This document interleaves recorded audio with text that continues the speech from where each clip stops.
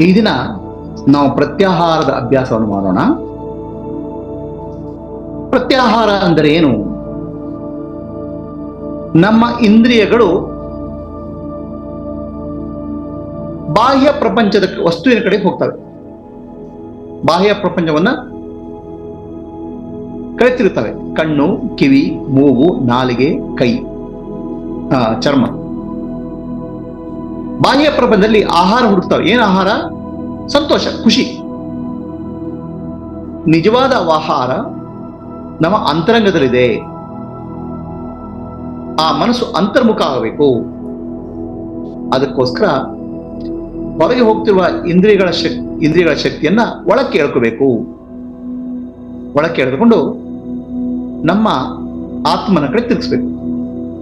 ಅದೇ ಆನಂದದ ರಹಸ್ಯ. ಆನಂದವನ್ನ ಒಳಮುಖವಾಗಿ ಕಾಣಬೇಕು. ಇದಕ್ಕೆ ಪ್ರತ್ಯಾಹಾರ ಅಂತ ಹೇಳುದು. ಇದಕ್ಕೆ ಸುಷುಮ್ನಾ ಪ್ರಾಣಾಯಾಮ ಅಂತ ಹೇಳುದು. ಈಗ ಮಾಡೋ ರೀತಿ ಅಂತ ಹೇಳ್ತೇನೆ. ನಮ್ಮ ಗಮನವನ್ನ ಆಜ್ಞಾಚಕ್ರದ ಕಡೆ ತಗೊಳ್ಬೇಕು. ಉಸಿರನ್ನ ದೀರ್ಘವಾದ ಉಸಿರನ್ನು ತೆಗಬೇಕು. ನಮ್ಮ ಹೊಟ್ಟೆ ಮತ್ತು ಕಿಬ್ಬೊಟ್ಟೆ ಅದು ತುಂಬ್ಕೋಬೇಕು. ಎದೆ ತುಂಬ್ಕೋಬೇಕು. ಬೆನ್ನು ಮೂಳೆಯಲ್ಲಿ ನಿಧಾನವಾಗಿ ಪ್ರಾಣಶಕ್ತಿ ಮೇಲಕ್ಕೆ ಏರ್ತಾ ಇದೆ ಅಂತ ಭಾವಿಸ್ಬೇಕು. ಉಸಿರು ಒಳಗೆ ಹೊಳ್ತಾ ಇದ್ದಾಗೆ ಬೆನ್ನು ಮೂಳೆಯ ಕೆಳಭಾಗದಿಂದ ಮೇಲಕ್ಕೆ ಪ್ರಾಣಶಕ್ತಿ ಮೇಲಕ್ಕೆ ಏರ್ತಾ ಇದೆ. ಆ ಭಾವನೆಯಿಂದ ಮಾಡಬೇಕು. ಪ್ರಾಣಶಕ್ತಿ ಮೂಲ ಆಧಾರದಿಂದ ಆಜ್ಞಾಚಕ್ರದ ಕಡೆ ಹೋಗ್ತಾ ಇದೆ.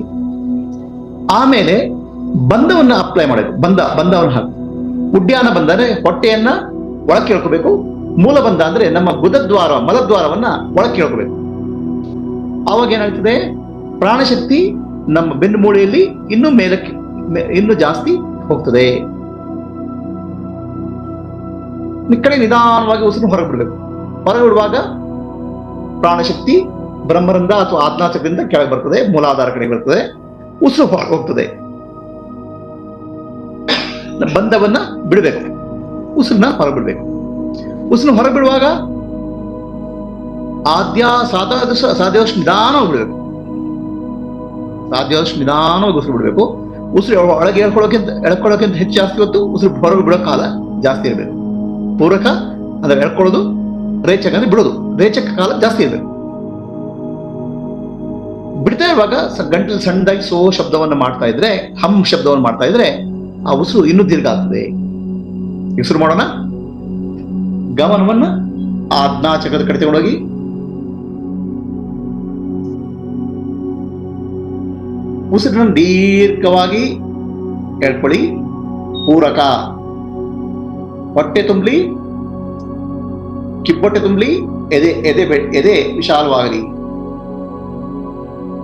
ಪ್ರಾಣಶಕ್ತಿ ನಿಧಾನವಾಗಿ ಬೆನ್ನು ಮೂಳೆಯಿಂದ ಮೇಲಕ್ಕೆ ಏರ್ತಾ ಇದೆ ಅಂತ ಭಾವನೆಯನ್ನು ಮಾಡಬೇಕು. ಮೂಲಾಧಾರದಿಂದ ಆಜ್ಞಾ ಅಥವಾ ಬ್ರಹ್ಮರಂಧ್ರ. ಈಗ ಹೊಟ್ಟೆಯಲ್ಲಿ ಹೇಳ್ಕೋಬೇಕು. ಉಡ್ಯಾನ ಬಂಧ, ಗುದದ್ವಾರವನ್ನು ಒಳಕ್ಕೆ ಹೇಳ್ಕೋಬೇಕು. ಮೂಲ ಬಂಧ, ಪ್ರಾಣಶಕ್ತಿ ಇನ್ನೂ ಜಾಸ್ತಿ ಮೇಲಕ್ಕೆ ಹೋಗ್ತಾ ಇದೆ. ಎಷ್ಟು ಹೊತ್ತಾಗುತ್ತೋ ಅಷ್ಟು ಸಾಧ್ಯವಷ್ಟು ನಿಲ್ಲಿ. ಈಗ ನಿಧಾನ ಉಸಿರು ಬಿಡಿ. ಪ್ರಾಣಶಕ್ತಿ ಬ್ರಹ್ಮರಂಧ್ರ ಮೂಲ ಆಜ್ಞಾದಿಂದ ಕೆಳಗೆ ಬರಲಿ. ಉಸಿರು ಬಿಡ್ತಾ ಬಿಡ್ತಾ ಗಂಟಲಲ್ಲಿ ಹಮ್ ಶಬ್ದ ಮಾಡಿದ್ರೆ ನಿಧಾನವಾಗಿ ಉಸಿರು ದೀರ್ಘವಾಗಿ ಉಸಿರು ಬಿಡಬೇಕು. ಬಂಧವನ್ನ ಬಿಡುಗಡೆ ಮಾಡಬೇಕು. ಪುನಃ ಒಂದು ಬಾರಿ ಮಾಡೋಣ. ಗಮನ ಆಜ್ಞಾಚಕ್ರ ಕಡೆಗೆ ದೀರ್ಘವಾಗಿ ಉಸಿರು ಹೇಳ್ಕೊಳ್ಳಿ. ಹೊಟ್ಟೆ ತುಂಬಲಿ, ಎದೆ ವಿಶಾಲವಾಗಲಿ. ಹೊಟ್ಟೆಯನ್ನು ಒಳಗೆ ಹೇಳ್ಕೊಳ್ಳಿ. ಉಡ್ಯಾನ ಬಂಧ, ಮಲದ್ವಾರವನ್ನು ಒಳಗೆ ಹೇಳ್ಕೊಳ್ಳಿ. ಮೂಲ ಬಂಧ, ಬೆನ್ನು ಮೂಳೆಯಲ್ಲಿ ಪ್ರಾಣ ಆಜ್ಞಾಚಕ್ರ ಕಡೆಗೆ ಹೋಗ್ಲಿ ಅಥವಾ ಬ್ರಹ್ಮರಂಧ್ರ ಕಡೆಗೆ ಹೋಗ್ಲಿ. ಸಾಧ್ಯವಾದಷ್ಟು ಹೇಳ್ಕೊಳ್ಳಿ. ಕುಂಭಕ ನಿಧಾನ ಬಿಡ್ತಾ ಹೋಗಿ. ರೇಚಕ, ಪ್ರಾಣ ಬ್ರಹ್ಮರಂಧ್ರದಿಂದ ಕೆಳಕ್ಕೆ ಬರಲಿ.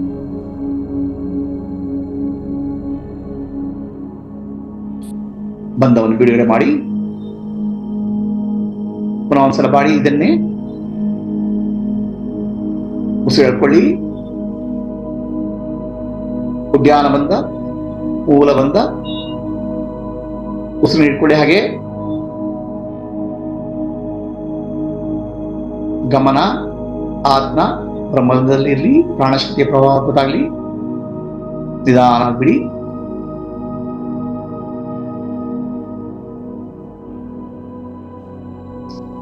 ಈಗ 6 ಬಾರಿ ಇದೇ ಕ್ರಿಯೆಯನ್ನು ಮಾಡೋಣ. ಆದ್ರೆ ಈಗ ಬಂಧ ಇಲ್ಲ.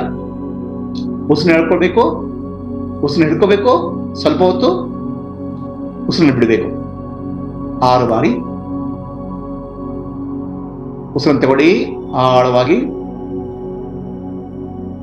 ಹಾಗೆ ಹಿಡ್ಕೊಳ್ಳಿ ಉಸಿರನ್ನ. ಉಸಿರು ತಗೊಂಡಾಗ ಪ್ರಾಣಶಕ್ತಿ ಬೆನ್ನು ಮೂಳೆಯಲ್ಲಿ ಪ್ರವಾಹ ಆಗ್ತದೆ, ಆಜ್ಞಾ ತಗೊಳ್ಳುತ್ತೆ. ನಿಧಾನವಾಗಿ ಮಾಡಬೇಕು. ಎಷ್ಟು ನಿಧಾನ ಆಗುತ್ತೆ ಅಷ್ಟು.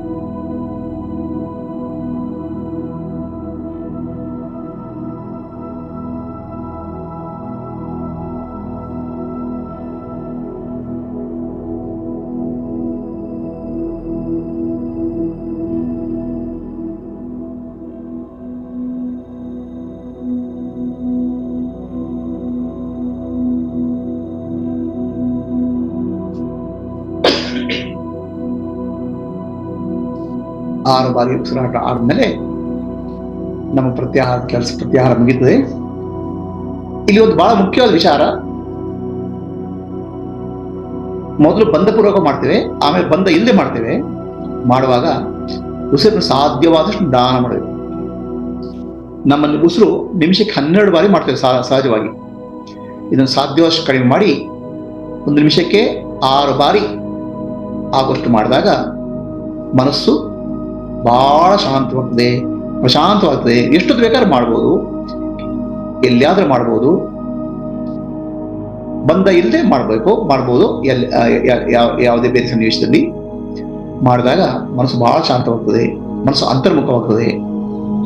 ಇದು ಪ್ರತ್ಯಾಹಾರ ಅಥವಾ ಅಂತರಂಗದ ಪ್ರಯಾಣ.